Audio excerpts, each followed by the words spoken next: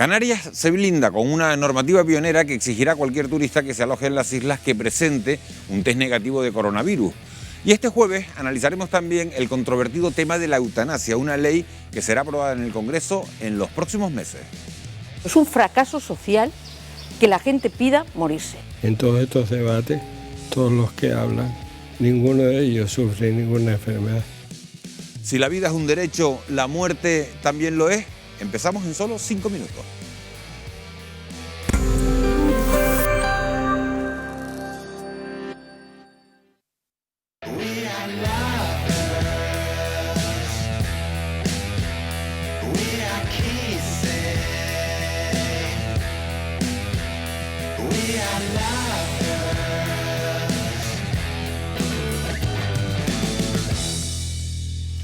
¿Qué tal? Buenas noches. Mientras nos preparamos para celebrar el Día de los Difuntos, el próximo domingo, España se encamina a la legalización de la eutanasia. La Comisión de Justicia del Congreso de los Diputados ultima su informe final sobre una ley que permitirá que los pacientes con patologías incurables y sufrimiento intolerable puedan poner fin a su vida. Una decisión que sigue generando polémica. La Iglesia Católica y el Comité de Bioética de España se oponen tajantemente a su regulación. Y esta misma semana hemos conocido que la Fiscalía de Madrid pide 6 meses de cárcel para Ángel Hernández, el hombre que ayudó a morir a su mujer aquejada de una enfermedad incurable hace ahora, como recordarán, un año. ¿El derecho a la vida incluye también el derecho a la muerte? Es la pregunta sobre la que gira el amplio reportaje que van a poder ver esta noche y del que debatiremos además con los especialistas de nuestra mesa de hoy. Todo ello sin olvidar las últimas novedades que trae la pandemia del coronavirus en Canarias, en una semana en la que nuestro país vuelve a estar bajo el estado de alarma. Vamos a saludar ya a nuestros especialistas de esta noche. Nos acompañan Guillermo de la Barreda, que es doctor en medicina. Buenas noches, Guillermo. Muy buenas noches. Nos acompaña también Emilio Sanz, que es vicepresidente de la Comisión Deontológica del Colegio de Médicos de Santa Cruz de Tenerife. Buenas noches, Emilio. Buenas noches. Nos acompaña también Iván López Casanova, que es doctor en medicina, y Buenas Carmen noches, García, que es psicóloga clínica. Buenas noches, Buenas bienvenidos a los cuatro. Gran parte de España, como decimos, a excepción de Canarias, está hoy bajo restricciones a la movilidad. De momento estas medidas no afectan porque la pandemia evoluciona también por el momento de forma favorable en este archipiélago. La pregunta es, ¿cómo hemos conseguido contener los contagios de una forma más favorable que en el resto del país? Wendy Fuentes, muy buenas noches. Tú tienes algunas claves de por qué ha sido posible esa contención. Sí, otro jueves más con las claves, Miguel Ángel. Precisamente vamos a contar esas razones que explican un poco la diferencia de la incidencia del virus que está teniendo en Canarias con el resto, porque mientras en gran parte de España se aplican cierres perimetrales y las cifras de contagios rozan la alarma sanitaria, Canarias es un oasis con la tasa más baja del país. Fíjense, hoy el archipiélago presenta 78 casos por cada 100.000 habitantes en los últimos 14 días, cuando la media nacional se sitúa en 468 y comunidades como Navarra y Aragón están en 1.172 y 984 respectivamente. Hoy nos preguntamos por qué ocurre esto, así que vamos a analizar las causas que están detrás de esta diferencia de las que les hablamos. La primera apunta a la caída de turistas como factor clave en la reducción de los casos importados. Y unido a esto, el descenso de la movilidad interior de los trabajadores canarios, pues provocado por la caída de actividad y de empleo. Pero hay otras claves que explican la menor incidencia de la pandemia en relación al resto de España. Y es la preferencia que tenemos por el coche frente al transporte público. De hecho, la ocupación de guaguas ha descendido un 37% en las islas en lo que va de año. Además, nuestro clima, pues sí, también influye. Las temperaturas templadas permiten airear mejor los espacios cerrados y de manera natural, que es la principal recomendación para evitar contagios por aerosoles. Más factores, la rapidez en tomar medidas desde que en agosto comenzaron a aumentar los positivos en Canarias. De forma inmediata, en las islas con mayor incidencia se limitaron las reuniones de más de 10 personas y el cierre de la hostelería a medianoche. Unas medidas que, a diferencia de otras comunidades autónomas, pues no han generado bronca política, lo que permite así que lleguen de forma clara a la ciudadanía, generando así pues mayor aceptación por parte de todos, porque este es otro factor favorable. En líneas generales, los canarios nos hemos comportado de forma responsable. También han sido decisivos los rastreadores. A los 520 rastreadores que se dedican en exclusiva a esta función se añaden los profesionales de atención primaria que siguen los casos de sus pacientes habituales. Aunque después de todas estas razones tenemos un interrogante más. ¿Por qué hay islas con mayor incidencia? En estos momentos es Tenerife la que destaca. Y esta es la explicación del consejero de Sanidad. Escuchen. Gran Canaria y Tenerife tienen poblaciones tanto cuantitativamente como cualitativamente similares. Tienen los comportamientos sociales prácticamente idénticos. No hemos importado casos y además las normas sanitarias son las mismas. Por lo tanto, si atendemos a los brotes, que los orígenes son los mismos, evidentemente es la relajación social el elemento más importante. Pues ya lo han escuchado. En cualquier caso, la incidencia del virus en Canarias debe seguir descendiendo en un momento en el que han comenzado de nuevo a llegar turistas. Y para garantizarlo, el Gobierno de Canarias ha aprobado esta misma tarde la realización de test a esos visitantes para poder alojarse. Una iniciativa para proteger al archipiélago de contagios, pero con al menos dos interrogantes. Los residentes canarios estarán exentos de estos test. ¿Es suficiente una declaración jurada de que no han viajado fuera de las islas en los últimos 15 días? Y otra incógnita son los test de antígenos, los más adecuados. No todos los expertos están de acuerdo. Preguntas precisamente, Miguel Ángel, que traslado a la mesa. A ver qué opinan. Pues así lo vamos a hacer, Wendy. Gracias por todos esos datos y vamos a trasladar, como dices, esas preguntas a nuestros invitados desde el punto de vista epidemiológico. ¿Qué opinan de esta distinción, Guillermo de la Barrera, entre quienes vienen de fuera y los residentes canarios a la hora de moverse entre islas? Bueno, vamos a ver. La diferencia es simplemente que la incidencia en Canarias es menor que la que puede haber fuera. Pero en este decreto que se ha sacado, lo que llama la atención es que el control se ejerce sobre las personas que vienen a locales turísticos, pero y los que no vienen a locales turísticos y los que vienen a locales que llamamos extraturísticos, pero que son muchos, ¿qué pasa? Están incluidos hoteles, apartamentos y alquiler vacacional. Sí, pero y aquí hay muchos apartamentos alquilados que no es oficial, por decirlo de alguna forma. Y gente que viene a ver a sus familiares o que viene a ver a otros, porque hay casos que se están dando de familiares que vienen a visitar a los familiares que tienen aquí y se producen contagios. No, mi opinión es que está bien regulado. Es lo que se puede hacer. Exigir una prueba con los métodos que tenemos actualmente. Yo no me considero un epidemiólogo. Los cirujanos y los virus estamos como en una situación alejada, ¿no? Pero pienso que con los medios que tenemos me parece muy correcto la ley que ha sacado hoy el Gobierno canario. Exigir una prueba a todas las personas y hasta que no tengamos la respuesta de esa prueba, tenerlos aislados. Lógicamente, lo que dice Guillermo está muy bien expuesto, porque claro, luego, ¿quién controla al turista que se ha hecho la prueba, que se va a un hotel rural o que se va al campo y que... El establecimiento no oficial, que era lo que el establecimiento no oficial. Alguien que diga que se viene de acampada, por ejemplo. Y de manera ilegal o de manera poco legítima, de manera poco correcta, se escapa o se escabulle de esas pruebas. Pero bueno, el Gobierno canario hace bien en intentar que eso no ocurra y en controlarlo en la medida en que seamos capaces, ¿no? Les voy a hacer otra pregunta. Los test que se plantean para los turistas son los de antígenos, más baratos y con un resultado más rápido que las PCR. Sin embargo, hay expertos sanitarios que están alertando de que son menos fiables y que no son útiles para grandes cribados. Hay 3 médicos en la mesa. ¿Es suficiente, Emilio, suficiente control para la llegada de visitantes? No lo sé. La verdad es que creo que necesitamos que vengan visitantes a Canarias porque vivimos de eso. Entonces, es verdad que tenemos que conjugar la seguridad sanitaria con la seguridad de poder comer. Y ahora mismo cualquiera que vaya al sur o al Puerto de la Cruz, se te cae el alma a los pies y no es porque no lo veas yendo, sino porque hay mucha gente que de pronto no tiene para poder comer. Entonces, hay que conjugar las dos cosas. Yo creo que el punto clave aquí es el mismo que hemos... El resumen ha sido fantástico de cuáles son las razones por las cuales aquí estamos en 78 por 100.000 a los 14 días, o sea que llevamos 14 días así. Y yo creo que el punto clave es los rastreadores.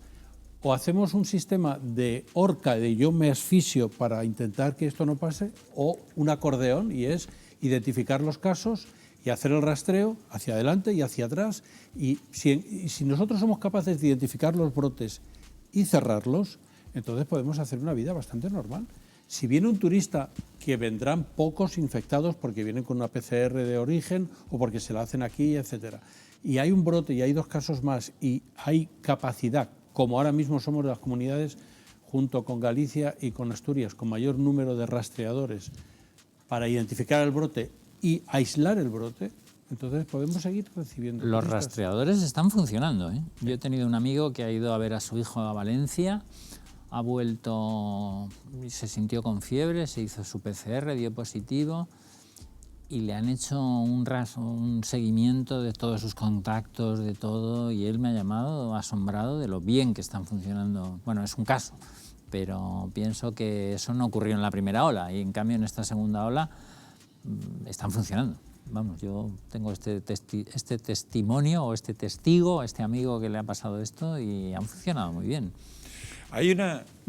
Mira, el problema que yo veo es el siguiente. Nosotros tenemos una pandemia en la cual no tenemos vacuna, no tenemos tratamiento y el tratamiento de la pandemia se tiene que basar en 3 pilares fundamentalmente.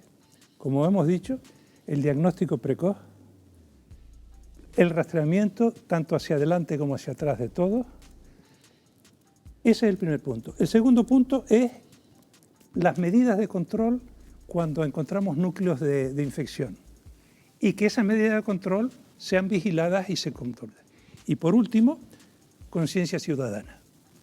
Si esos 3 factores falla alguno de ellos, no controlamos ninguna pandemia. Y luego, hemos fracasado en Europa. Yo me acuerdo que, y sigue siendo, cada vez que tú vas a Estados Unidos te exigen una visa y una serie de cosas.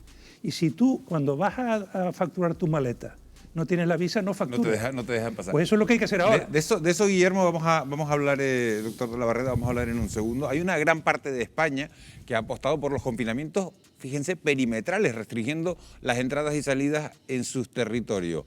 ¿Es la antesala de un confinamiento domiciliario como el que tuvimos el pasado 14 de marzo? Esto es lo que decía hace unas horas el ministro de Sanidad. Lo que estamos intentando justamente con este conjunto de medidas que ofrecemos a los presidentes de comunidades autónomas es evitar un confinamiento como el que tuvimos en marzo. Yo creo sinceramente, me puedo equivocar, será la primera vez, creo sinceramente que si trasladamos el sentido de gravedad de la situación a los ciudadanos y adoptamos medidas contundentes, lo conseguiremos. Pero no seguro. Y por tanto vienen 15 días decisivos en este sentido. Bueno, pues tal es el riesgo que Castilla y León, fíjense, ha pedido hoy al gobierno central que habilite herramientas legales para que las autonomías puedan llegar al confinamiento domiciliario si los datos no mejoran. La pregunta, Carmen, es si vamos hacia un segundo encierro, hacia un segundo confinamiento y si estamos mentalmente preparados para soportarlo. Hombre, yo pienso, se ha puesto en evidencia que Canarias es una zona privilegiada en este sentido, quizá aquí no, pero sí que es cierto que hay zonas pues, en la península como Madrid o Barcelona que probablemente vayan a ese confinamiento. El problema está en que no es lo mismo vivir una situación traumática cuando no la conoces de nada que volverla a vivir. Esta vez ya sabemos lo que supone ¿Y es peor estar ahora? encerrados. ¿O deberíamos estar preparados porque ya sabemos lo que es? Bueno, hay personas que se han adaptado muy bien a la situación, incluso ya la tienen prevista y se han montado un gimnasio en su casa, por poner un ejemplo, pero hay otras personas que este segundo confinamiento se lo pueden tomar, pues como de hecho ha pasado. En Madrid ha habido gente que se ha alargado a los pueblos y a otras zonas para evitar ese confinamiento. En este caso yo me imagino que no conseguirán los resultados, ¿no? Emilio, ¿vamos a un segundo confinamiento? ¿A un segundo encierro? Es posible que en algunas de estas zonas haga falta un confinamiento de 2 semanas o una cosa así. Aquí desde luego no tiene ninguna pinta de que vayamos a por ello.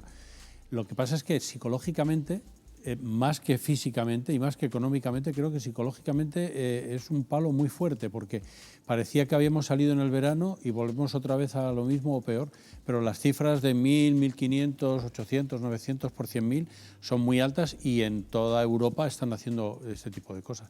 Aquí estamos ya confinados perimetralmente, o sea que... el problema es que lo de los confinamientos estos parciales de barrios, etcétera, perimetrales, eso es nada. Ejemplo de Madrid. Zona de Vallecas, que es la zona con más incidencia, zona de Vallecas donde está el mayor volumen de trabajadores del resto de Madrid. Entonces resulta que esos señores, como van a trabajar, salen de la zona, se meten en unos medios de transporte que están así y van a una zona que tiene menos. Entonces, ahí hay algo que no me cuadra. Además de los cierres perimetrales, las comunidades autónomas están aplicando toques de queda nocturnos. Sin embargo, varios estudios apuntan a que su efectividad para bajar la curva es bastante limitada. ¿Hasta qué punto es una medida efectiva contra el virus? Yo la veo efectiva en mi intuición, porque no soy, insisto, no soy epidemiólogo y no me he leído 200 artículos para tener evidencia científica, que es con lo que funcionamos. Pero yo sí que estoy en contacto con mucha gente joven en Santa Cruz, en la ciudad en la que vivo, y los jóvenes tienen poca sensación en Canarias, claro, de peligro. ¿Por qué? Pues yo creo que porque no han visto a casi nadie enfermo a su alrededor. De hecho, ahora cuando estábamos antes de empezar el programa comentábamos que a lo mejor desde los medios de comunicación sería bueno mostrar más la cara cruda de la realidad del COVID. En el sentido de que a veces, para no causar miedo a las personas mayores, pues se oculta un poquito, ¿no? Y tiene su lado positivo. En el sentido psicológico, quizá Carmen de esto sepa mucho más que yo, ¿no? Pero yo detecto que los chicos jóvenes, cuando llega la noche, se quitan la mascarilla y si los dejas hacen un botellón. Bueno, Guillermo lo decía, ¿no? Que en su barrio hay botellones, llama a las autoridades y no atienden, no les da la vida para atender. Pues mira, yo creo que la realidad es diferente de lo que se plantea muchas veces en los medios de comunicación. Ahora mismo, seguro. esta tarde, había Seguro. 5.800 casos activos en Canarias, de los cuales había 50 en UBI, 150 o 200 hospitalizados y el 96% en su casa. O sea, que la realidad del COVID no son los 40 de la UBI, son los 5.000 y pico que están en su casa. Estamos buscando la manera de detectar los casos de los que son, sobre todo los que son asintomáticos, y mientras sigue el debate sobre el control de fronteras a través de los test, en Finlandia, fíjense, han comenzado a usar perros para detectar la COVID. En el aeropuerto de Helsinki trabajan con 4 de ellos. Tardan 10 segundos en detectar el virus con casi un 100% de eficacia. En nuestro país, en el Hospital Clínic de Barcelona, ya existe un proyecto para adiestrar perros en la detección del cáncer de pulmón y estudian ampliarlo a la detección de los casos de COVID. Nos hemos ido hasta allí para conocer los detalles. Algunos países europeos como Finlandia están utilizando a perros adiestrados con éxito para detectar la COVID-19. Aquí en el Hospital Clínic de Barcelona está en marcha un proyecto que utiliza el olfato de estos animales para identificar enfermedades graves. Vamos a conocer las particularidades de esta iniciativa y las posibilidades que puede presentar en la detección del coronavirus. Ángela Guirao, una de las responsables de esta iniciativa que ha puesto en marcha el Hospital Clínic de Barcelona. ¿En qué consiste el proyecto? Siguiendo diferentes referencias bibliográficas de que los animales cambiaban su comportamiento frente a personas afectadas por diferentes enfermedades, pensamos que por qué no intentar pues adiestrar a un perro para que detectase el cáncer de pulmón en aliento. Y así fue como surgió el estudio y cómo lo empezamos. Por el momento se centran en el cáncer de pulmón, pero ¿este sistema o mecanismo se podría extrapolar a cualquier enfermedad, como por ejemplo la COVID-19? En realidad este mecanismo se puede utilizar para detectar pues, cualquier enfermedad. Todas las células tienen unos mecanismos metabólicos y hacen que se segreguen diferentes compuestos orgánicos volátiles, que es lo que el perro huele. En febrero nos planteamos intentar detectar el coronavirus. Lo que sucede es que como nosotros estamos trabajando con muestras de aliento, pues por problemas de bioseguridad pues decidimos no llevarlo a cabo, pero se podría haber hecho. Una vez se recogen las muestras de los pacientes voluntarios de este proyecto, se envían a la adiestradora para que continúe el proceso con los perros ya adiestrados.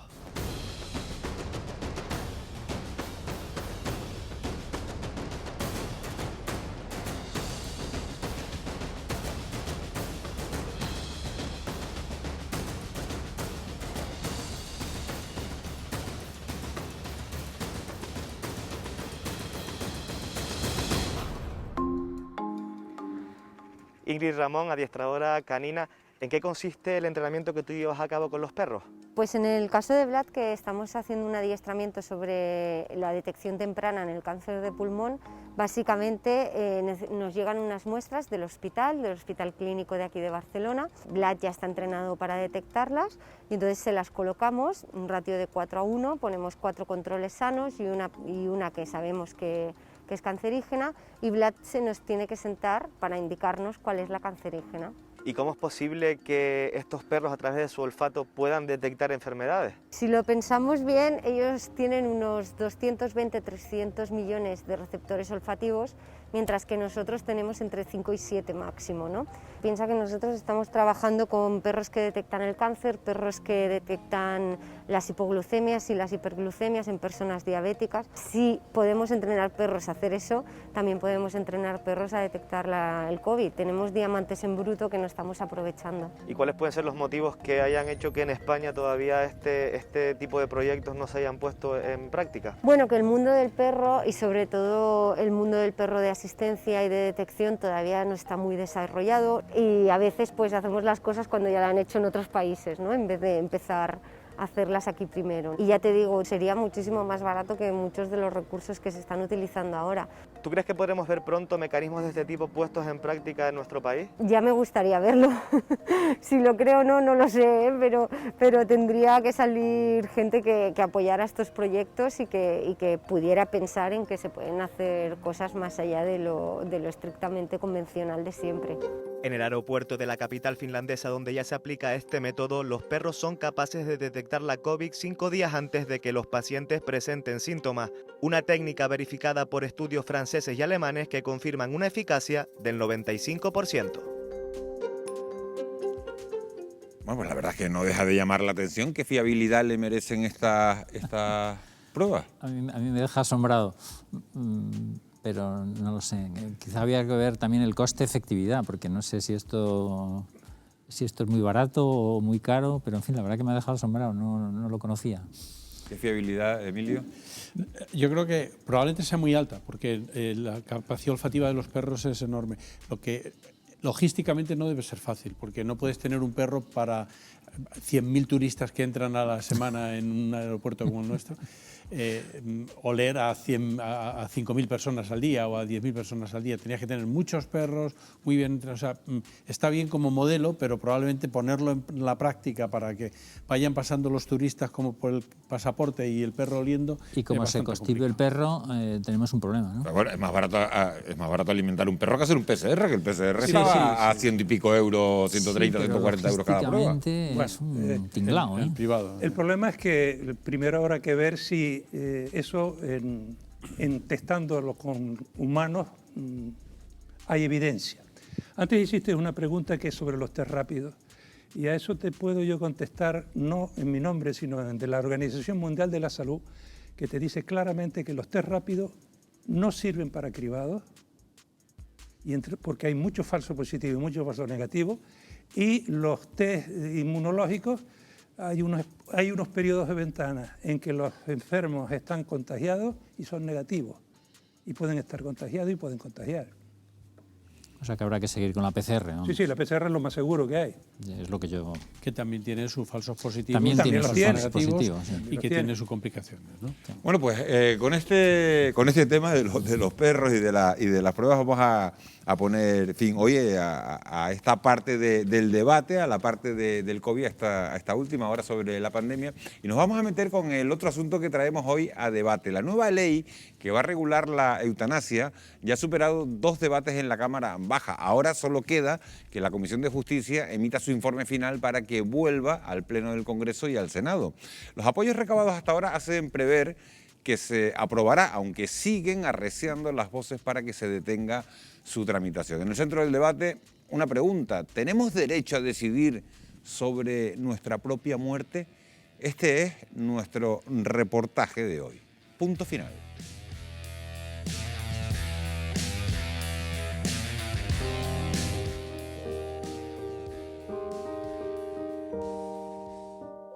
Somos los protagonistas de nuestras vidas.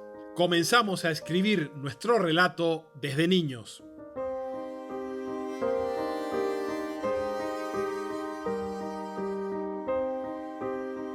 Crecemos y aprendemos mientras vamos forjando nuestra historia, hasta que el foco alumbra otra realidad.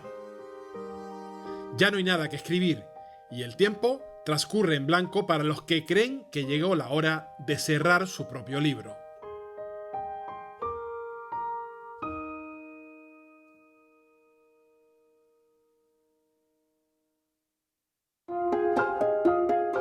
España está muy cerca de aprobar una ley de la eutanasia, una norma actualmente en tramitación parlamentaria que convertirá a nuestro país en el cuarto de Europa y en el sexto del mundo que permita poner fin a la vida con la intervención de un sanitario. Pero, ¿cómo será esa ley? La pueden solicitar personas que residan legalmente en España y que lo soliciten siempre por escrito. La petición se hará siempre con escrito y deberá siempre estar firmada por el médico que atiende a la persona e incorporarse obligatoriamente al historial clínico de la persona. Bien, autorizando y recetando y prescribiendo una sustancia que hará que ese paciente desahuciado con una enfermedad incurable se la autoadministre, y en el caso que físicamente no pueda administrársela al propio paciente que tiene una enfermedad incurable, podrá el médico facultativo darle esa sustancia personal y directamente.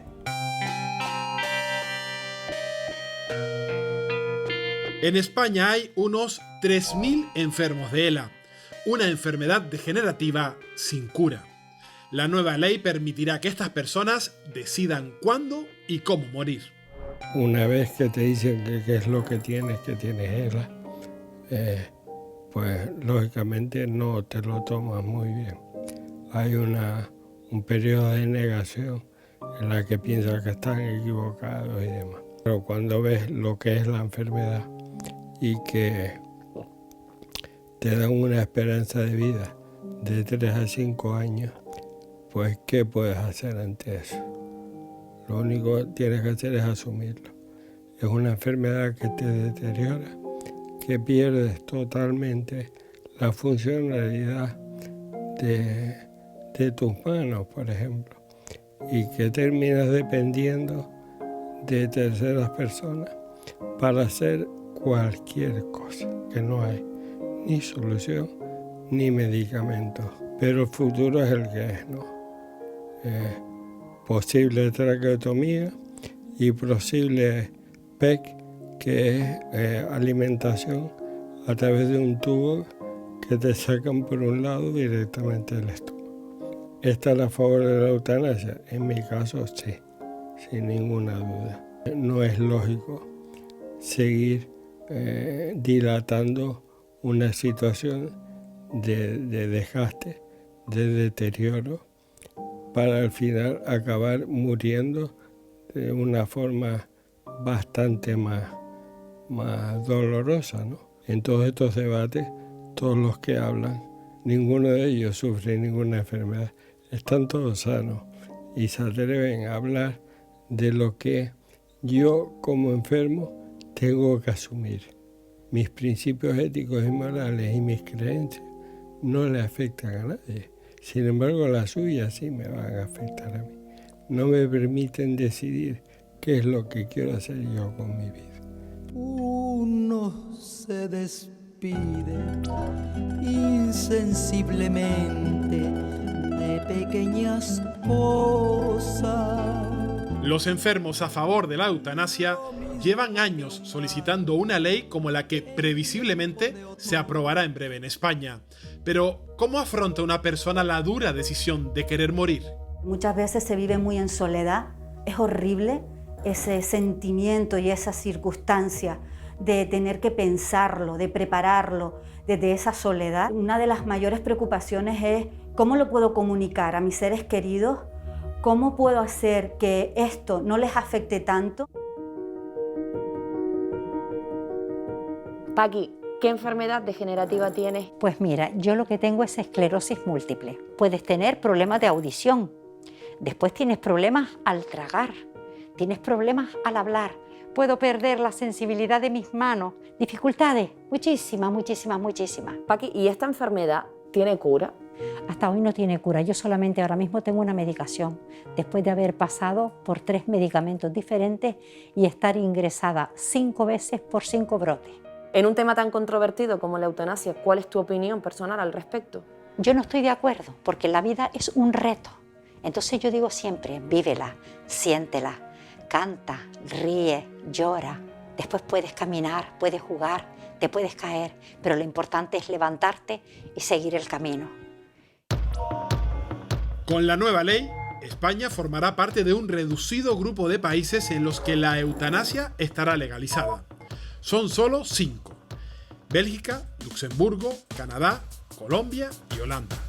Otras naciones han optado por permitir el suicidio asistido: Suiza, algunos estados norteamericanos y el estado de Victoria, en Australia. En ellos es el propio individuo quien pone fin a su vida con la ayuda de otra persona.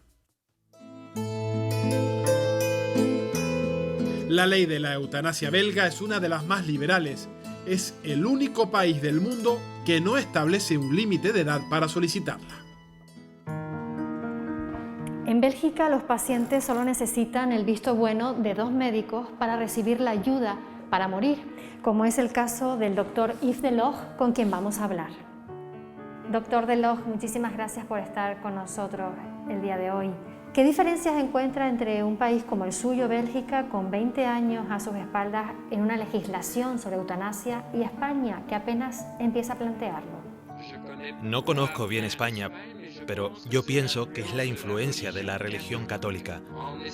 En España, yo creo que actualmente la religión todavía tiene mucha influencia.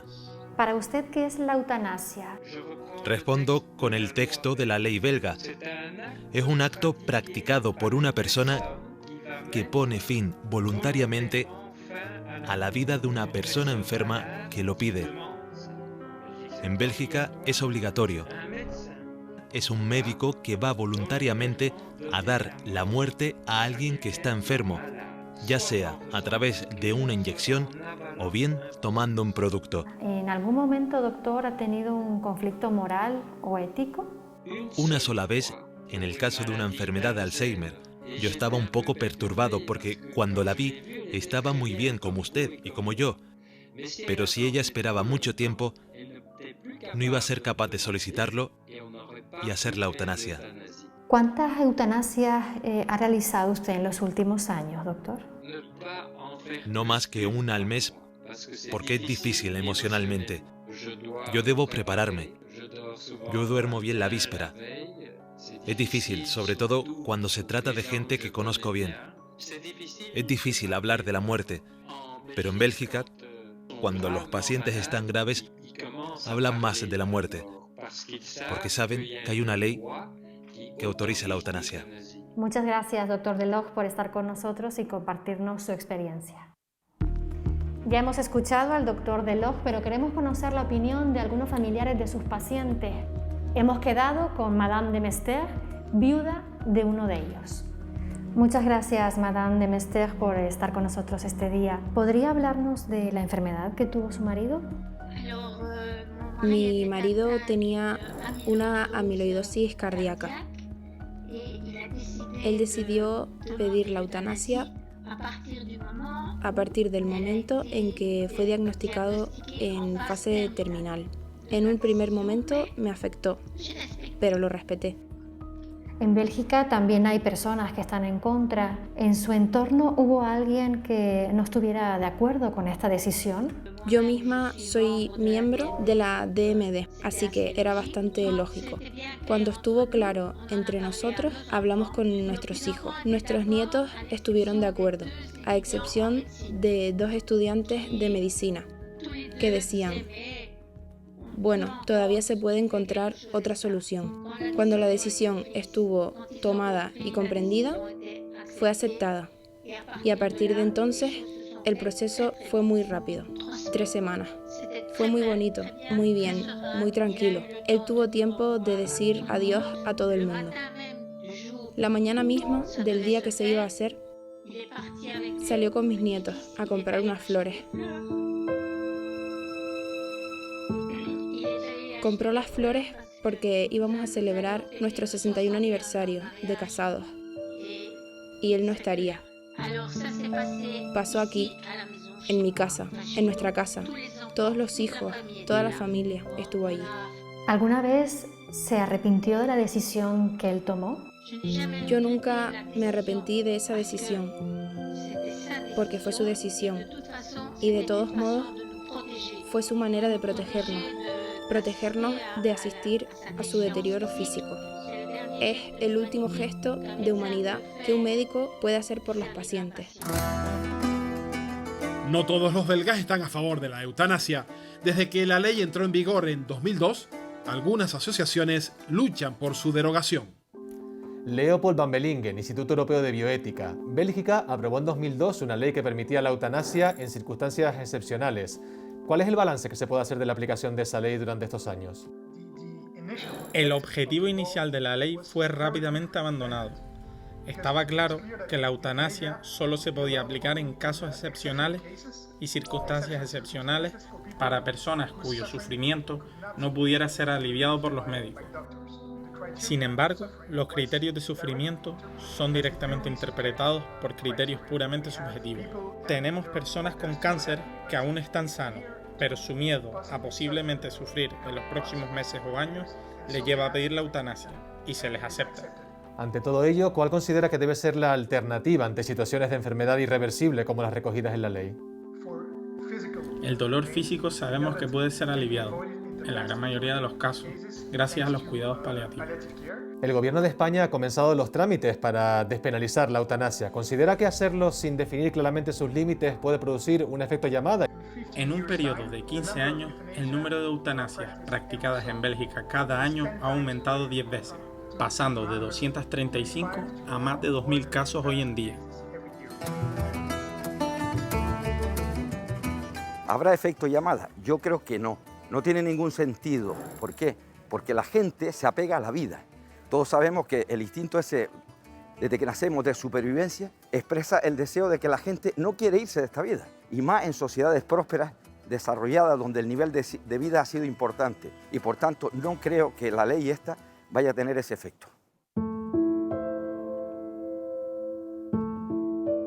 Si miramos al resto del mundo, son muy pocos los enfermos que pueden poner fin a su propia historia. Personas que no quieren convivir con la enfermedad que les impide seguir escribiendo las páginas de su libro. Si sale adelante la ley, en España tendrán ayuda para poder cerrar el último capítulo. Bueno, pues los defensores de la ley que se tramita en España aseguran que es una norma garantista y que está diseñada para que la decisión de pedir la eutanasia no sea precipitada. Por eso recoge hasta 3 controles diferentes para poder autorizarla. Wendy, ¿tú nos puedes explicar con más detalle en qué consisten exactamente esos controles? Vamos a mostrar cada uno de esos pasos del procedimiento para poder autorizar esa eutanasia. Para poder conceder, como decía, la eutanasia en España, un paciente deberá contar con el visto bueno de 2 médicos y además el dictamen de una comisión autonómica de la que todavía no se sabe ni cuántos miembros tendrá ni cómo funcionará. Pero vamos por partes para aclarar cuál es el procedimiento y los controles que se van a establecer. El primer requisito que marca la futura ley es que el paciente debe ser español o residente legal en España. También debe pedir 2 veces la autorización para que se le pueda practicar la eutanasia, con una separación entre ambas solicitudes, eso sí, de al menos 15 días.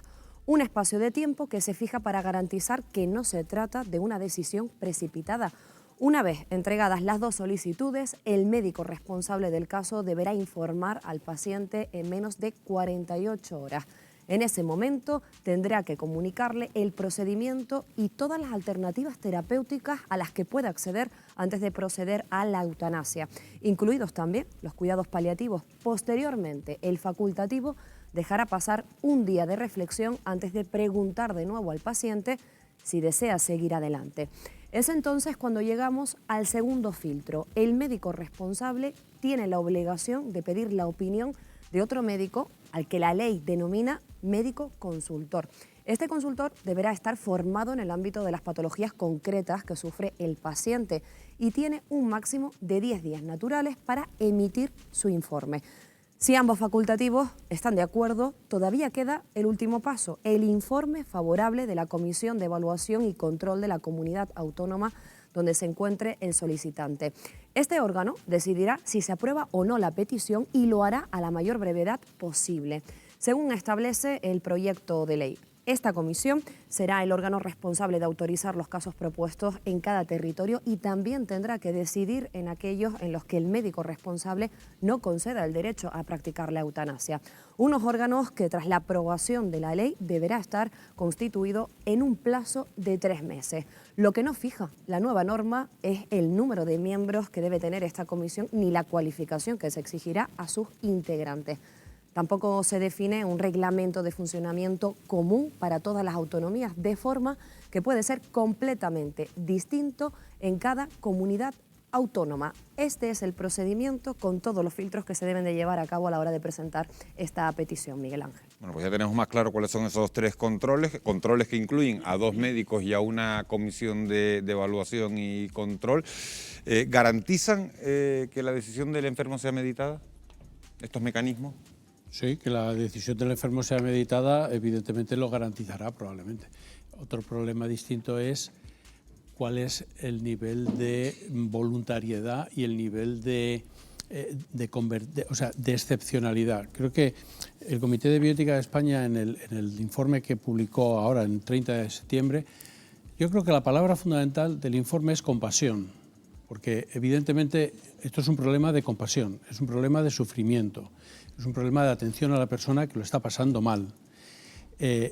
La dificultad radica en convertir la atención al sufrimiento y la atención al paciente y la compasión en un derecho subjetivo que exige una obligación por parte de otras personas y del Estado. Y creo que esto parece que es un detalle mínimo, pero cambia radicalmente el derecho de una paciente a que le ayuden frente a la obligación que puede tener un médico para matar a un paciente, ¿no? Yo, según lo veo, hay aquí 2 puntos clave. Uno, yo no veo en ningún momento que se especifique que haya que realizar una valoración psicológica de esa persona. Hay personas que quieren morir, pero hay personas que quieren dejar de sufrir y no es exactamente lo mismo. Creo que el problema de la eutanasia en sí mismo es que estamos vinculando a otra persona que también tiene su ética, también tiene su conciencia, porque yo me puedo suicidar cuando a mí me dé la gana, pero en la eutanasia estoy implicando a un médico, que será un médico, pero también es una persona. Ahora, en mi opinión, aquí lo que falta irremediablemente es la valoración psicológica de esa persona para poder garantizar si se encuentra estable, en pleno uso de sus facultades, o realmente lo que le está pasando es que está harto de sufrir y cree que no hay salida, que eso forma parte de muchas patologías, cuando a lo mejor no es del todo así. Sí, yo creo que en este reportaje lo fundamental es que te genera una compasión profundísima por estos pacientes que tienen unas patologías muy duras de llevar, ¿no? La pregunta es la siguiente: ¿por qué todos los médicos de paliativos, la gran mayoría de los médicos paliativos con los que yo he tenido mucho trato, porque he participado en muchos cursos de formación de paliativistas en España, por ser máster en bioética y participar en la Universidad Autónoma de Madrid en cursos de formación? Claro, yo me planteo, ¿por qué todas esas personas que te dan una charla y dicen, a ver, yo he acompañado a morir a 20.000 pacientes? Entonces esas personas tienen una compasión gigantesca. ¿Por qué la mayoría no son partidarios de la eutanasia? Porque son partidarios de poner todo el poder de la ciencia al servicio de los enfermos que sufren. Entonces ellos se plantean y han hecho estudios que a mí se me cae, vamos, se me abren los ojos, decir, siempre que un paciente pide la eutanasia, ¿qué hay detrás de las peticiones de eutanasia? Porque a ellos no les interesa el debate político, ni la política, ni nada, les interesa al paciente. Y entonces tienen estudios impresionantes de qué hay detrás de la petición de eutanasia. Y te dicen, siempre hay sufrimiento, lo que ha dicho Carmen. Sí, pero siempre. Iván, hay una encuesta del Colegio de Las Palmas, del Colegio de Médicos de Las Palmas, que dice que la gran mayoría estaría a favor de la eutanasia. La gran mayoría No, pero de los médicos paliativos... esa encuesta, lo siento, pero esa encuesta es una encuesta, se ha hecho en Las Yo no lo Palmas he y se ha visto, hecho en otros 2 colegios más. Es una encuesta en la que participó una muestra... ¿Es de médicos generales? Sí, Una encuesta entre No, médicos pero generales, yo me refiero a médicos de médicos paliativos. No, yo me refiero a los que están a pie de... A ver, una encuesta. Era una muestra, con una muestra muy pequeña, claro. era una muestra voluntaria, los que respondían eran voluntariamente, por lo No, a tanto, ver, las no es una muestra representativa, o sea, desde el punto de vista epidemiológico o de diseño del estudio. No tiene validez esa encuesta. No tiene validez. Y además hay otro punto muy importante. Antes de nada tenemos que aclarar cuál es el concepto de eutanasia, porque aquí hay muchos conceptos muy diferentes. Lo que se ha planteado en el reportaje hasta ahora es un tipo de eutanasia muy concreto, pero no es la mayor parte de los casos. La mayor parte de los casos se confunde cuando hablas a la gente y ¿estás de acuerdo con la eutanasia?, con lo que antes se llamaba limitación del esfuerzo terapéutico o con lo que se llama ahora adecuación del esfuerzo terapéutico o con lo que se hablaba de la sedación paliativa, del tratamiento del dolor, del tratamiento del sufrimiento. Y eso mucha gente y muchos médicos lo confunden con la eutanasia. Emilio, de todo eso vamos a hablar en otras partes del reportaje, porque eso se toca más adelante. Guillermo quería intervenir. Bueno, en principio, al parecer, el control que se va a hacer, el elemento de control va a estar constituido por 7 miembros escogidos por el Parlamento, 2 médicos, 3 juristas, un profesional sanitario que trabaje en paliativos y terminales y un civil perteneciente a alguna sociedad de este tipo. Aprovecho que acabas de decir todo eso para preguntarte, ¿el hecho de que el nombramiento de esos miembros de esa comisión sea competencia de cada una de las comunidades autónomas puede dar lugar a diferencias políticas en la forma de abordar la eutanasia en cada territorio? El triunfo de la ley va a ser que sea igual en todas las comunidades autónomas. Como no sea igual en todas las comunidades autónomas, esto puede ser... Como con el COVID, ¿no? No hay nada, si es que no hay nada igual en las comunidades autónomas. Entonces, Pero, este va a ser el gran problema que va a haber. No sé si conoces un libro que se llama Seducidos por la muerte, que hace un estudio de qué pasó en la ley en Bélgica a los 10 años de ser aprobada y se saltan todos los controles. Es imposible controlar una vez. O sea, yo estoy muy en contra de la eutanasia, no por la penita que me dan todos estos pacientes, que tienen la sedación paliativa, es decir, cuando se llega al dolor existencial total, se habla con el paciente, se le hace una sedación paliativa, pierde la conciencia porque este paciente me da que tiene más miedo al dolor, pero el dolor... Pero lo estaba diciendo Carmen antes. Claro, es que existe la sedación paliativa, que es lo que dice Emilio, que es que hay aquí una confusión. Entonces, claro, a mí me pones ese reportaje, yo no he leído sobre bioética, no he estado en contacto con lo de paliativo, y yo digo, oye, este señor dejarle morir tranquilo, que nadie... Porque es muy fácil decir, el que no opine como este señor es cruel, o sea, así, la compasión... desde una mirada superficial, es decir, bueno, entonces, ¿qué pasa? ¿Que todos los médicos paliativos son crueles? No, sino que esto... Iván, la ley española, fíjense, prevé que solo los mayores de edad puedan solicitar la eutanasia. En Bélgica, por ejemplo, no hay restricciones y en Holanda se plantea también permitirla para menores de 12 años. ¿Qué opinan ustedes? ¿Debe establecerse un límite de edad? Esto se planteó en Holanda para niños con grandes malformaciones que tenían una vida que era muy dependiente. Y ahí hay muchos factores, en todos estos aspectos hay muchos factores de coacción o de influencias, ¿no? Evidentemente un niño con grandes deficiencias supone una carga brutal para los padres. Y entonces muchas veces los padres, con la mejor buena voluntad del mundo, están entre 2 polos, que es el sufrimiento del niño, que puede sufrir más o menos, y el que yo me tenga que hacer cargo de este. O sea, hay padres que ante un síndrome de Down, un diagnóstico de síndrome de Down, dice, por favor, que me aborten, y hay otros padres que dicen, yo acojo a este niño y sé que voy a tener la carga mucho más difícil de llevar adelante en los próximos 40 años. O sea, que hay coacción y hay intereses cruzados. Carmen, ¿debe establecerse un límite de edad? Hombre, en mi opinión sí, porque aquí hay un factor importante y es que la propia persona lo pueda decir de alguna manera.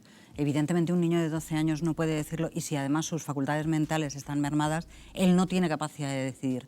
En ese caso tienen que pasar a decidir los padres. Y ya tenemos esto que la ley ya esboza, que es, habrá intereses particulares en la situación, es decir, yo decido porque realmente no quiero que mi hijo sufra o porque no quiero sufrir yo. Y esto es muy difícil de determinar en el caso de menores. Todavía quedan muchos aspectos para tratar sobre la eutanasia. ¿Puede un médico negarse a suministrarla? ¿Deberían poder acceder a ella los pacientes con enfermedades mentales graves? Son algunas de las preguntas que vamos a plantear en la segunda parte de nuestro reportaje. Lo podrán ver enseguida, a la vuelta de publicidad. No se vayan porque son solo 3 minutos.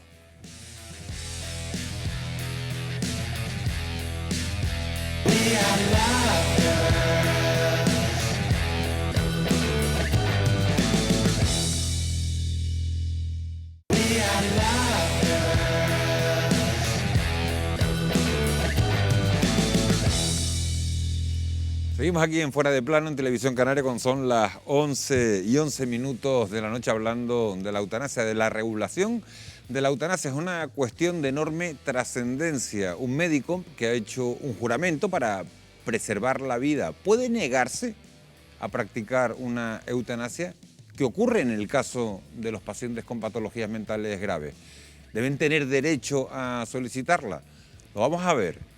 Todo esto en la segunda parte de nuestro reportaje de hoy.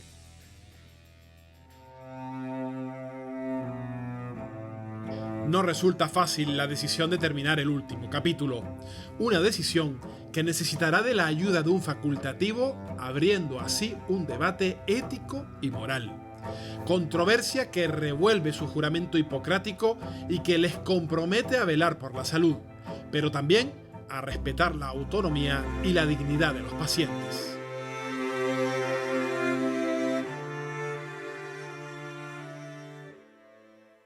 Cuando los médicos terminan sus estudios, se comprometen con el llamado juramento hipocrático. No llevar otro propósito que el bien y la salud de los enfermos fue la base del juramento que Hipócrates les hizo suscribir a sus discípulos y que, con adaptaciones, ha llegado hasta nuestros días. Con estos valores, ¿qué camino pueden escoger los facultativos frente a la eutanasia? El Código Deontológico para toda España hoy en día prohíbe taxativamente que un médico colabore en un proceso de eutanasia. Sería un contrasentido que el Código Deontológico estuviera enfrentándose a una ley. Deberá de adaptarse, pensamos. Sin embargo, la discusión está siendo muy dura. Un médico podría decir, pues yo no la voy a practicar porque yo hago objeción de conciencia a la eutanasia. El Colegio de Médicos de Las Palmas preguntó a sus colegiados qué opinaban sobre la eutanasia. Más del 68% de los facultativos está a favor de su regulación. Otro 13% cree también que debería regularse, pero mantiene algunas dudas. Y solo un 12% está en contra. Todo el mundo quiere tener un buen morir. O sea, un buen morir significa estar rodeado de un equipo profesional competente que te atiendan tus necesidades de dolor, de angustia, un equipo de psicólogos, rodeado de tu familia, de tu gente querida y, desde luego, que la transición sea rápida, que no haya una agonía. Y esto es un buen morir. Si lo aderezamos con que se respeta la petición del paciente, es decir, el cómo y el cuándo, se le añade entonces de morir con dignidad. Es una muerte buena, es una muerte digna. Un pueblo que no atiende correctamente a sus enfermos, legalizar alguna forma de acabar con ellos, me parece una indecencia y me parece una frivolidad como mínimo. Sería la crisis más grave de la milenaria historia de la medicina que se le diera al médico una nueva función, que es gestionar la muerte de sus enfermos.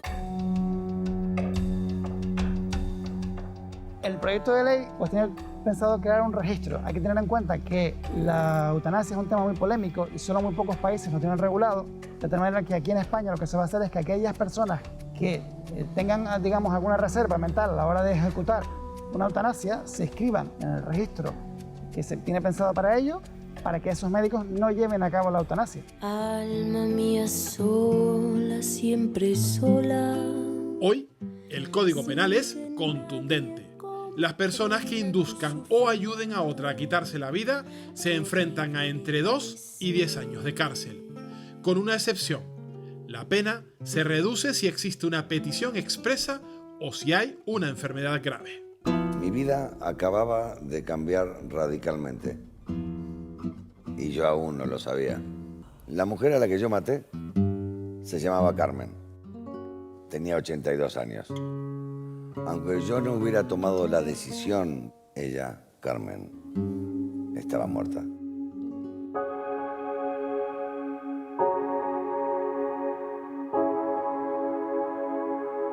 Marcos Horman llegan a Canarias con el espectáculo teatral Celebraré mi muerte. ¿Cuál es el mensaje que se esconde detrás de esta obra?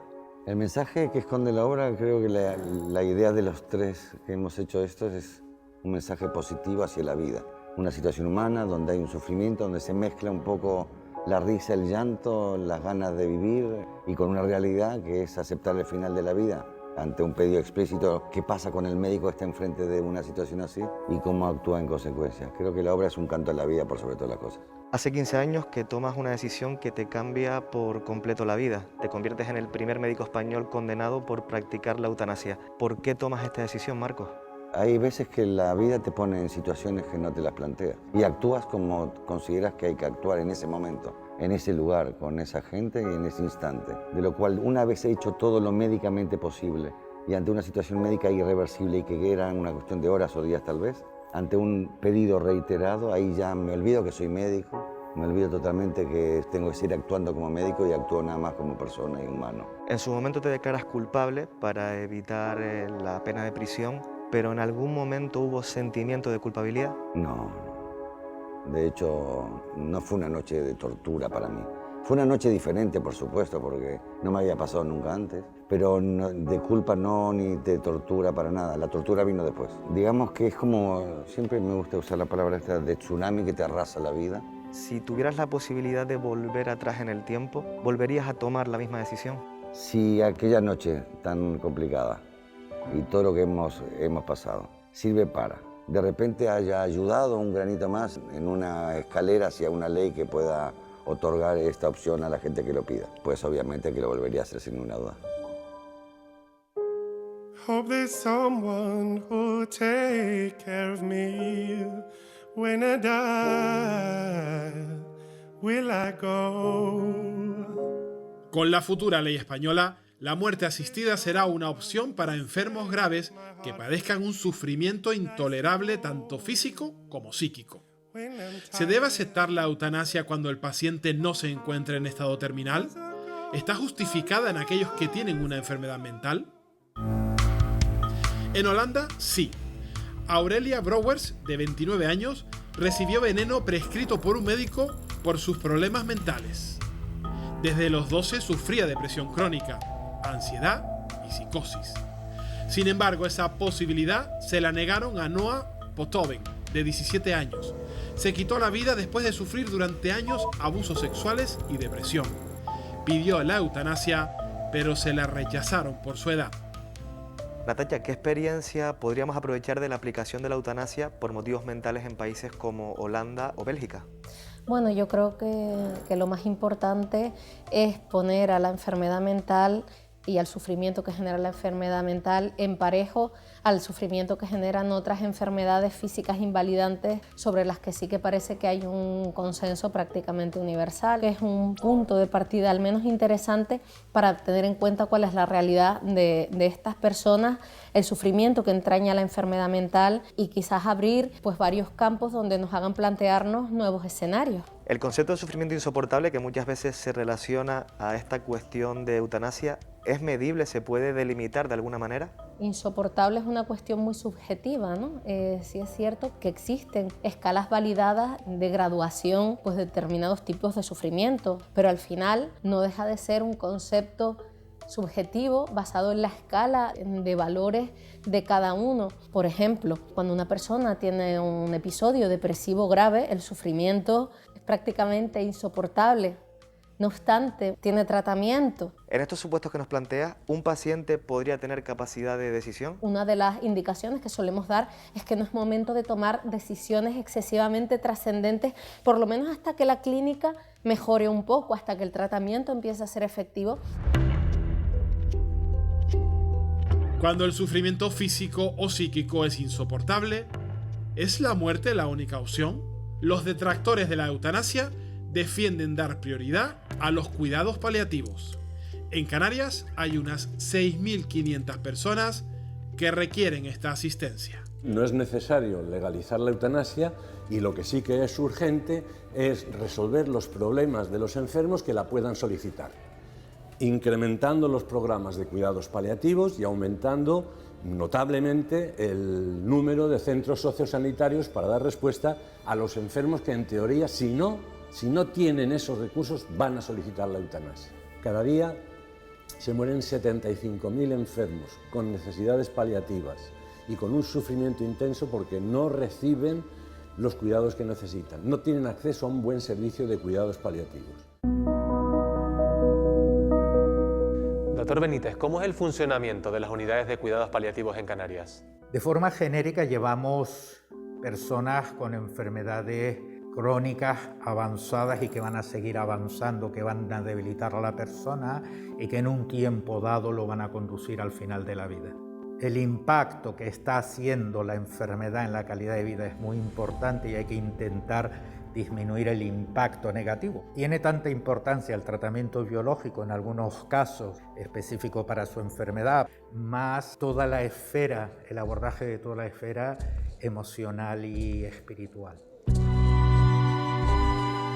Con el envejecimiento de la población, en unos años aumentarán las patologías relacionadas con la edad, como el Alzheimer o la demencia, unas enfermedades que con el tiempo incapacitan a los que la padecen.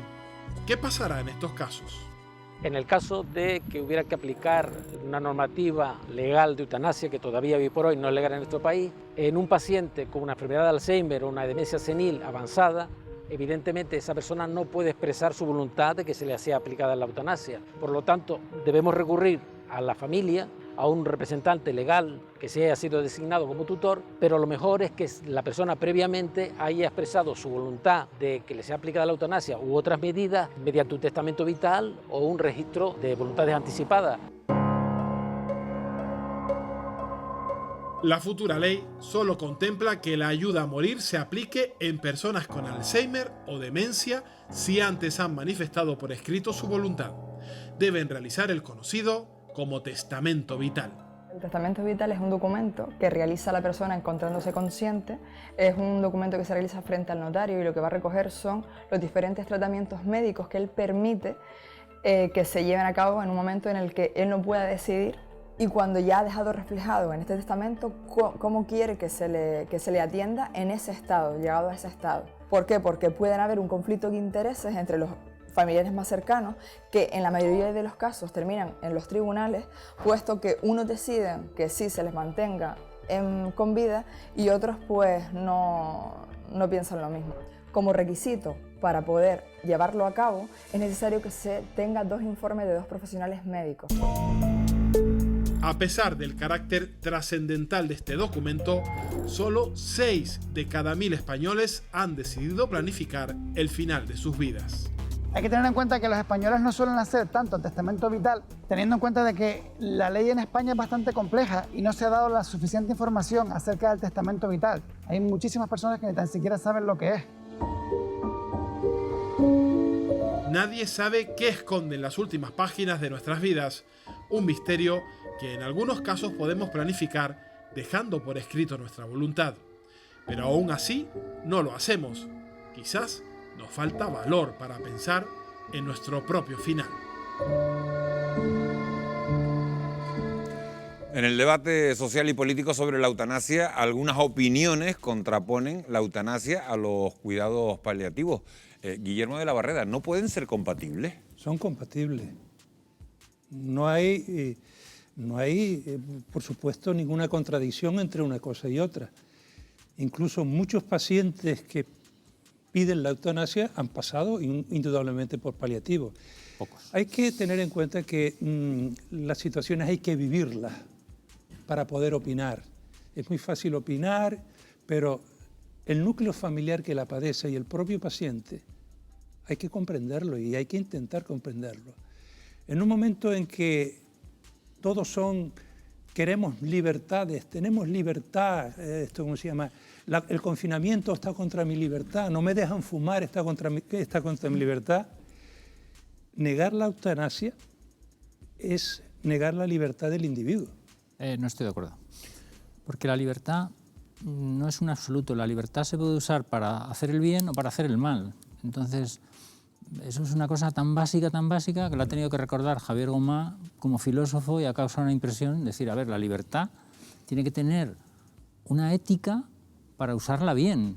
Entonces, decir, a ver, como yo soy libre, puedo pedir la eutanasia. Bueno, es que la libertad la puedes usar bien. Lo que hay que ver es si ese uso de la libertad es civilizatorio o no es civilizatorio. Porque, claro, en esto hay una cosa que se llama la pendiente resbaladiza. ¿A qué sociedad se llega cuando se aprueba la eutanasia? Había un paciente que decía, el que yo decida la eutanasia no le afecta a nadie. No, nos afecta a todos. Nos afecta a todos. A mí me afecta. Bueno, me ha dolido solo oírlo, porque resulta que no somos seres autónomos como pensó Kant, sino que somos seres en relación. Todo lo que hacemos cada uno de nosotros nos afecta a los demás. Y entonces cuando se legaliza la eutanasia, se entra en una pendiente resbaladiza, como pasó en Holanda. Ayer me puse yo en el ordenador. 27 de julio, llega al Parlamento holandés un proyecto de ley de eutanasia para mayores sanos cansados de vivir. Una persona dice, yo me he cansado de vivir, ¿por qué no me van a aceptar la eutanasia? 13 de octubre, hace 15 días, Holanda planea aprobar la eutanasia para niños que estén en estado crítico. Eutanasia en Bélgica, el primer país donde los niños pueden pedir la muerte. Pues a mí no me gusta llegar a una sociedad tan oscura. Hay algunos sectores médicos que están denunciando que mientras está a punto de aprobarse la ley que va a regular la eutanasia, no se regulan los cuidados paliativos y aseguran que cada año mueren 80.000 españoles sin los cuidados que precisan al morir. Mira, yo te voy a recomendar una página web muy sencilla, dipex.es, dipex.es. Es un proyecto muy interesante que estamos haciendo en España, en Canarias, dirigido desde Canarias y basado en un estudio de la Universidad de Oxford, recogiendo las experiencias de enfermedad de pacientes. Y hay un módulo específico sobre cuidados paliativos. Ahí se recogen entrevistas con más de 50, 60 enfermos y familiares que han estado, porque todos los que aparecen en la página de información han muerto ya, de una forma muy sistemática y muy bien estructurada para recibir la información de cuál es la experiencia de una persona que está en cuidados paliativos y a punto de morir. Puede entrar cualquiera, dipex.es, cuidados paliativos, y verán del orden de 150 clips de 30 segundos, un minuto, con experiencias de pacientes. Y la parte fundamental es que no podemos oponer el mejor cuidado médico que puede dar un médico a un paciente a la hora de morir, que es paliar el dolor, acompañarle hasta el final con compasión, frente a el hecho de matar a una persona. Según los estudios, los dos países en los que mejor funcionan los cuidados paliativos son Bélgica y Holanda, que son casualmente los dos que tienen probado. No es así, no es así. ¿Los dos que tienen probado? No es así. En la Unión Europea sí. No, en la Unión Europea funciona, donde empezó los cuidados paliativos fue en los hospices en Inglaterra, funciona muy bien en Alemania, funciona muy bien en Suecia, y en Bélgica y en Holanda muchos pacientes no quieren ir a cuidados paliativos ni a los hospitales mayores porque tienen miedo de estar en una situación de vulnerabilidad. La eutanasia está relacionada con vulnerabilidad y la vulnerabilidad con la coacción. Y entonces estamos en una situación en que muchos pacientes no quieren ir al sistema sanitario porque se encuentran vulnerables frente a la autoridad del médico. En mi opinión no tiene que ser exactamente de esa manera. O sea, yo creo que hay pacientes que lo que están buscando con la eutanasia es acabar con un sufrimiento. Antes hemos visto en el reportaje una persona que ha dicho una verdad como un templo.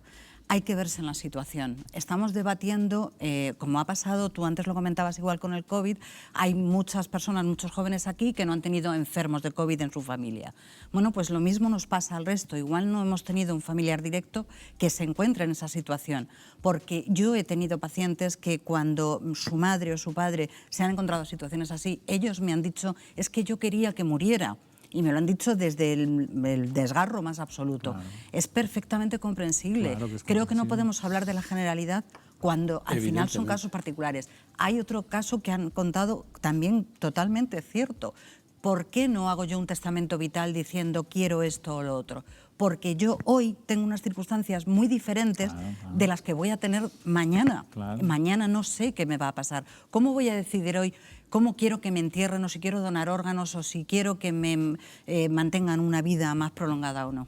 Y Ese es el además el auténtico testamento problema. vital solo vale si pierdes la conciencia, porque si no Claro. sigues teniendo tu capacidad. Claro. El Comité de Bioética se ha pronunciado en contra de la ley y recomienda que se sustituya por la sedación paliativa. ¿Cuál es la gran diferencia entre dormir a una persona hasta que fallezca y provocar su muerte No, mira, de manera voluntaria? El Comité de Bioética de España publicó 75 páginas. Es un comité muy muy plural, con gente de muchas orientaciones políticas y sociales, que han elaborado un informe que me ha costado trabajo leérmelo despacito, porque son 75 páginas, que han aprobado por unanimidad, gente que está en posiciones políticas muy diferentes. Por cierto, prácticamente todos sufrieron el COVID después de que se contagiaran en una reunión.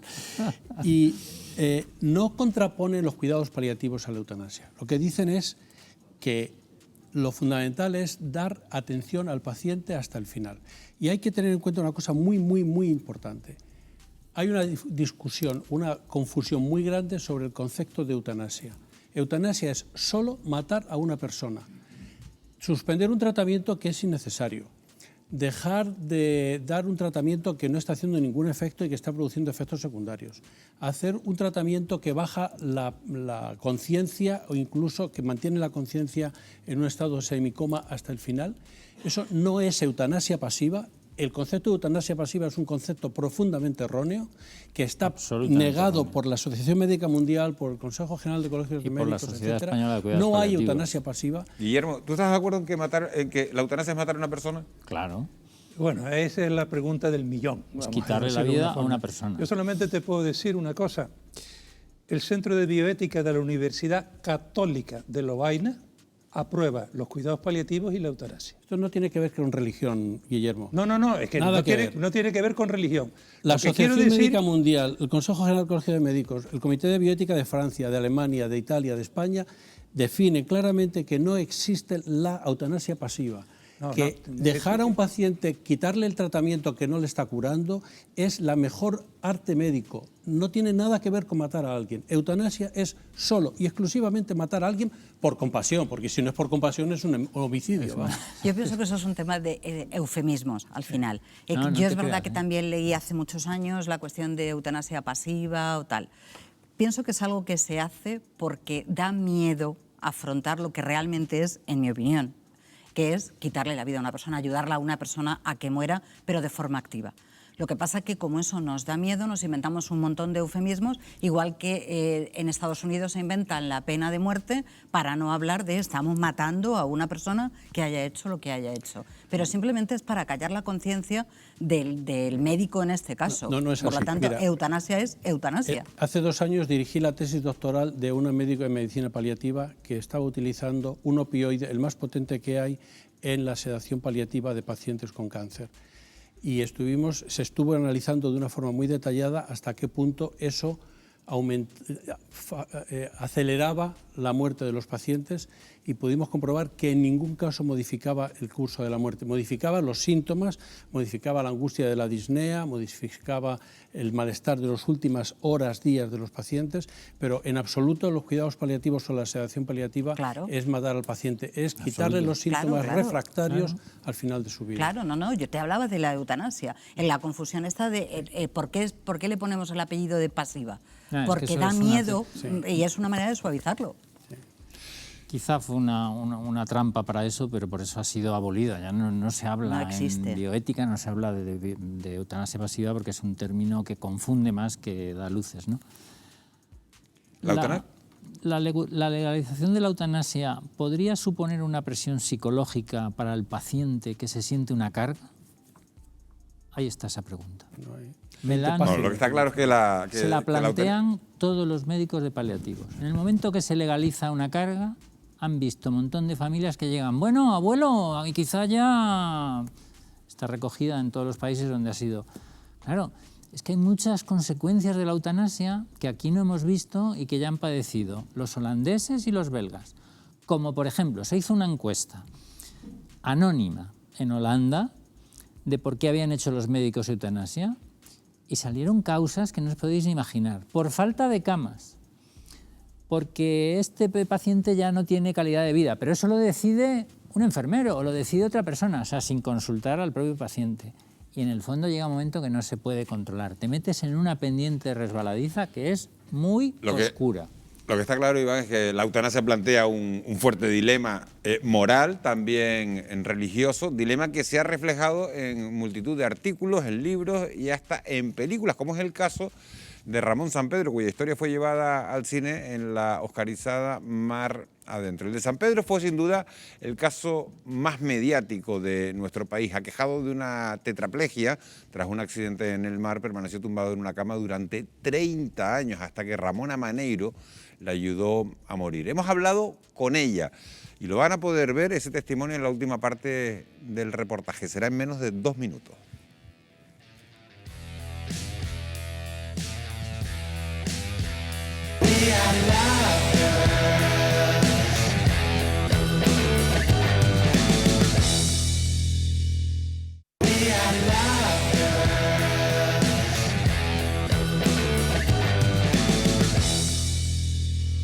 Hace unos meses, como les decíamos, viajamos hasta Galicia para recabar el testimonio de Ramona Maneiro, la mujer que ayudó a morir a Ramón Sampedro hace más de 20 años. Un caso que provocó un profundo debate moral y religioso en nuestro país y un dilema que ahora se reabre con la tramitación de la ley que va a regular la eutanasia en España. Lo vemos en la última parte de nuestro reportaje.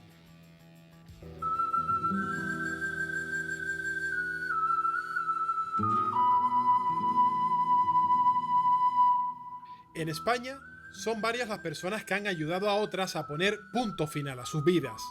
Lo han hecho de manera clandestina, cometiendo un delito y corriendo el riesgo de acabar en prisión. Algunas historias son muy conocidas, como la de Ramón Sampedro.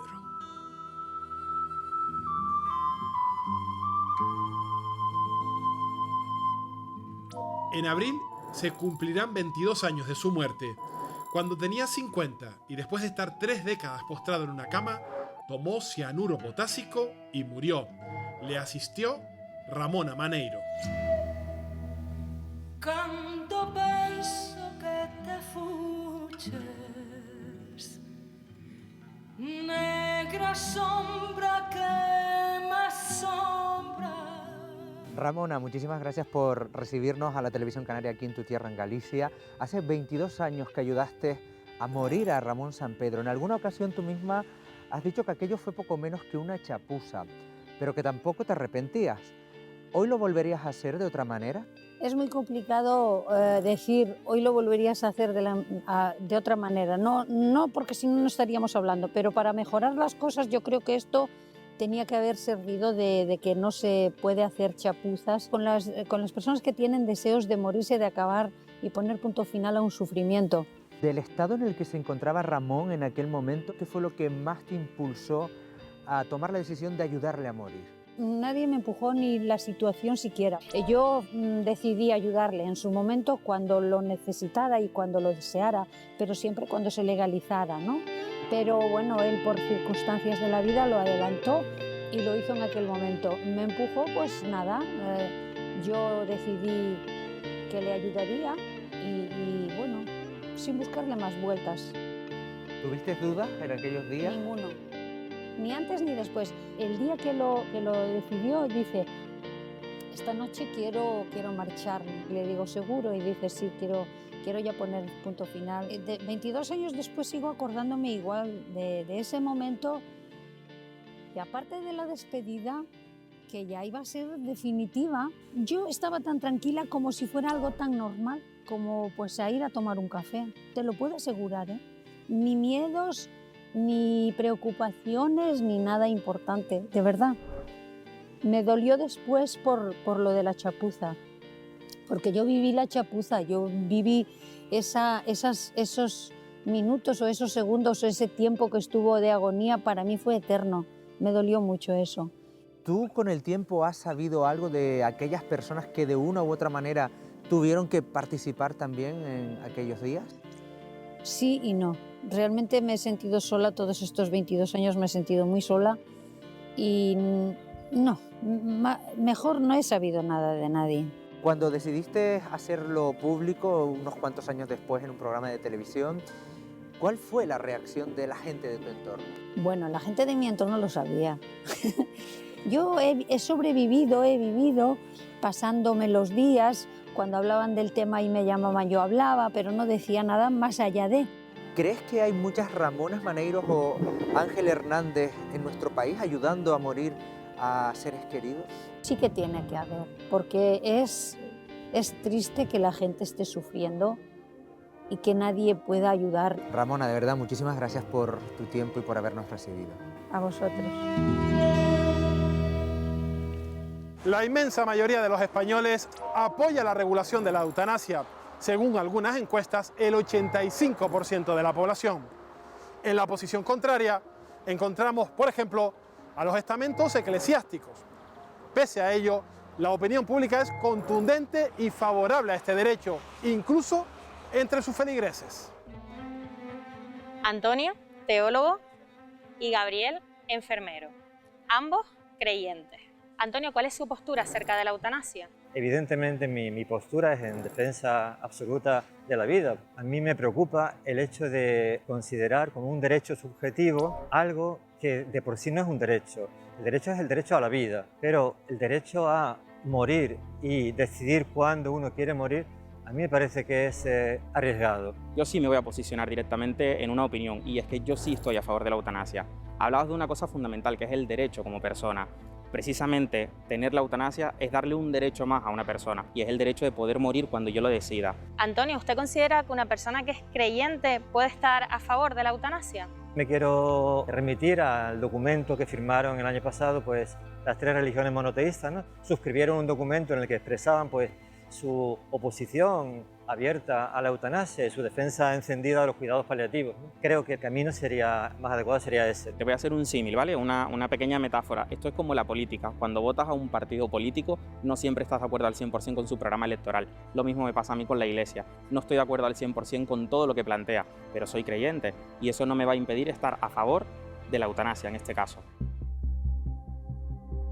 Nosotros decimos que vida digna sí, y por tanto eutanasia no. Habría que trabajar más por unas condiciones de vida dignas, justas, salario, vivienda, sanidad, educación, medio ambiente, ecología, etc. Antes eso que plantearnos quitarnos del medio porque nos parece que somos un problema.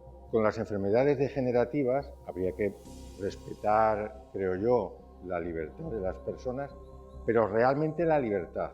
Habría que ver qué es lo que realmente quieren, si su contexto social, familiar, económico es digno, están bien. El derecho está informado por el debate ético y también por la presión de la realidad. Estamos ante una demanda que lleva ya un largo recorrido. La autonomía del individuo es el principio básico que articula precisamente esa despenalización. Decido sobre mi vida, decido también sobre mi muerte. Claro, esta visión con el cristianismo quedó oscurecida. La eutanasia se convertirá en un derecho en España, una opción que podrán elegir aquellas personas que decidan acabar con su vida en caso de sufrimiento físico o psíquico a causa de una enfermedad incurable. Pero no es un derecho compartido por todos. En una sociedad democrática como es la nuestra, se debe legislar para la pluralidad de creencias y valores de la ciudadanía. Y nunca se puede imponer a nivel legislativo ninguna creencia particular. Mucha gente que manipula y con esa compasión lo que quiere es arrebatar el sí a la sociedad cuando no es verdad que hay una demanda social. La demanda social es de paliativos y es una hipocresía que mientras no hay paliativos para todos, planteemos el abrir la puerta a una eutanasia. No es un progreso, es un retroceso, es un fracaso social que la gente pida morirse. El guión de la vida lo vamos construyendo con renglones rectos y también torcidos. Tomamos decisiones para abrir y cerrar los capítulos de nuestra propia historia. Avanzamos y retrocedemos, pero es nuestra voluntad la que decide. Sin embargo, a veces, ese tiempo tan preciado de otras épocas, queremos detenerlo, para sellar y dar por finalizado nuestro relato.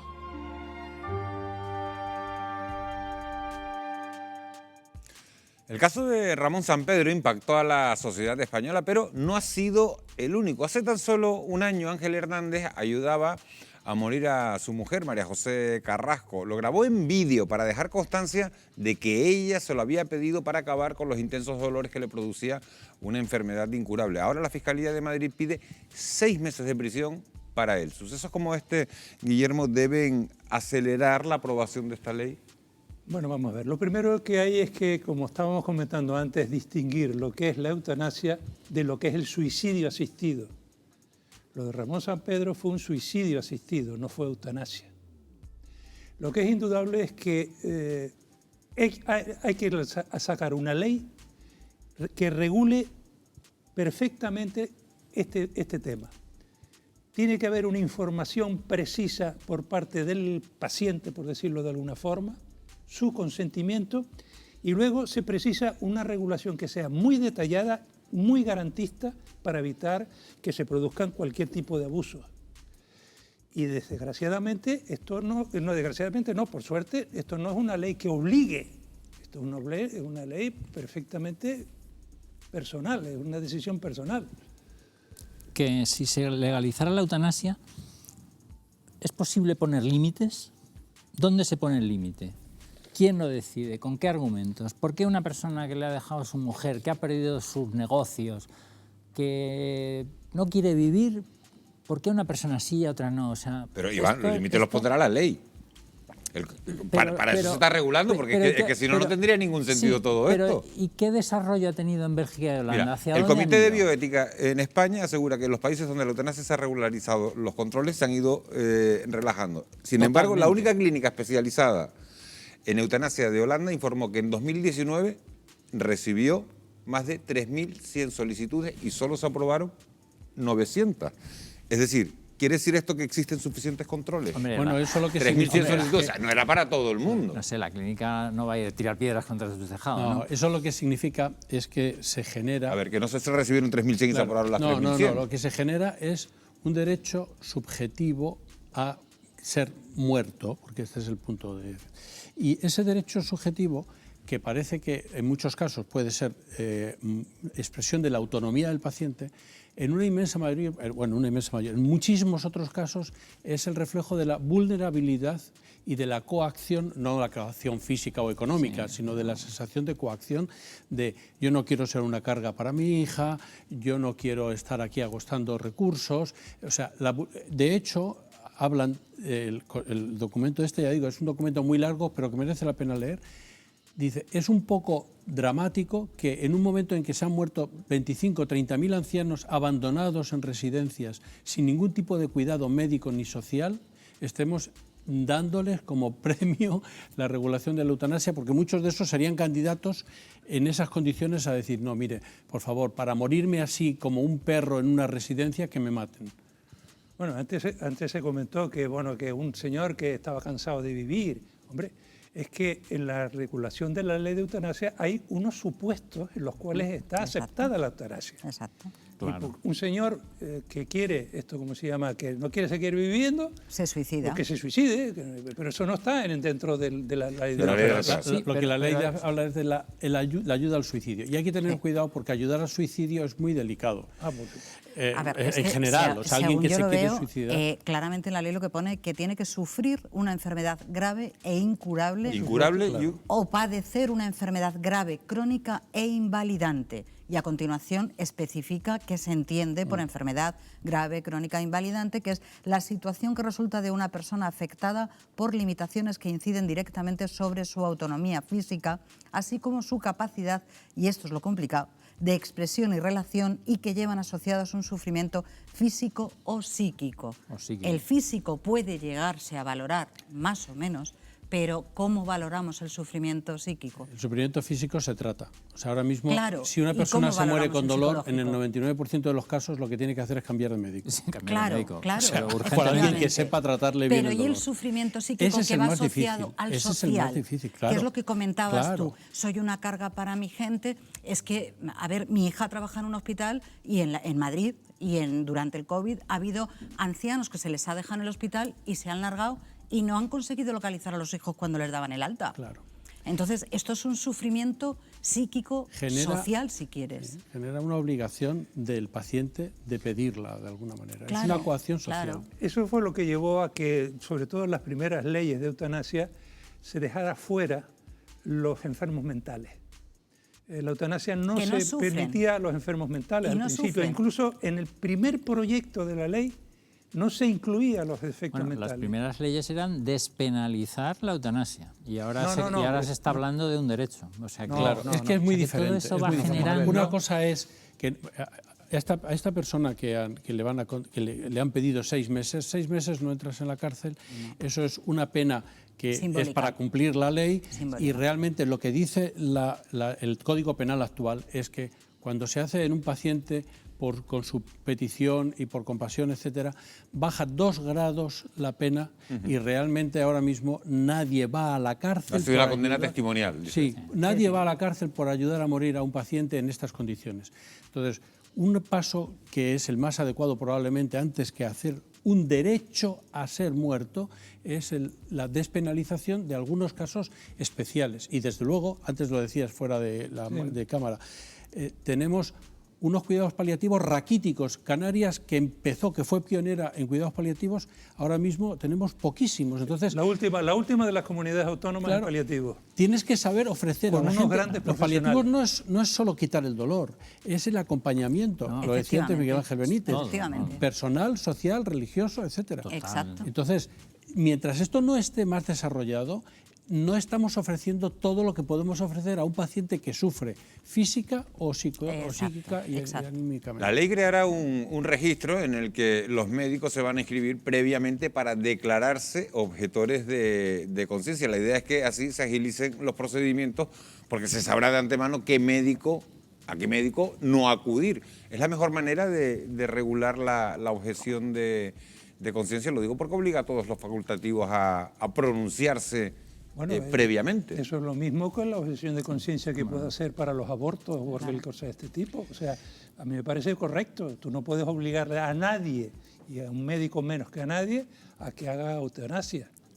Mira, hay un dato muy importante. En Estados Unidos, una gran parte de la población está a favor de la pena de muerte y se aplica la pena de muerte. En ningún estado de Estados Unidos los médicos están autorizados a participar en la pena de muerte. Serían expulsados inmediatamente de la profesión, a pesar de que puedan estar a favor de la pena de muerte, porque los colegios médicos de Estados Unidos separan claramente lo que es el matar a una persona de lo que es la atención a una persona que está en una enfermedad.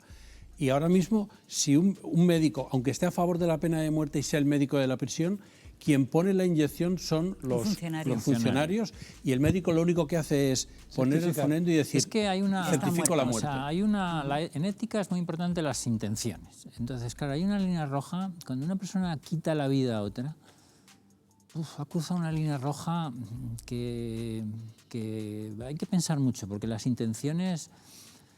Lógicamente lo hace con una buena, claro, por compasión, lo hace por compasión, pero hay que distinguir una compasión como poco reflexionada, poco crítica, porque luego eso tiene muchas consecuencias, entre otras cosas, en la propia civilización occidental. Lo decía Marcos, ¿cómo es? Gómez Sancho. Hay una... que toca un poco las raíces de lo que ha sido la civilización occidental. Nos queda un minuto de programa. En nuestro reportaje hemos entrevistado a un médico belga que señalaba que en España la religión católica sigue jugando un papel importante y que eso ha retrasado la aprobación de la eutanasia. Sin embargo, algunas encuestas aseguran que la mayoría de los creyentes están a favor de regularizarla. Las encuestas, de verdad que las encuestas tienen que ser muy bien hechas para poder ser... De todas formas, esto no es un tema de religión. O sea, los comités éticos de Francia, de Alemania... En 20 segundos, ¿con qué titular nos quedamos? Porque nos vamos. No es un tema de religión, es un tema de derechos humanos. Guillermo Labarreda. Es necesaria una ley de eutanasia, es necesaria que esté perfectamente regulada y es necesaria que sea común para todas las comunidades autónomas.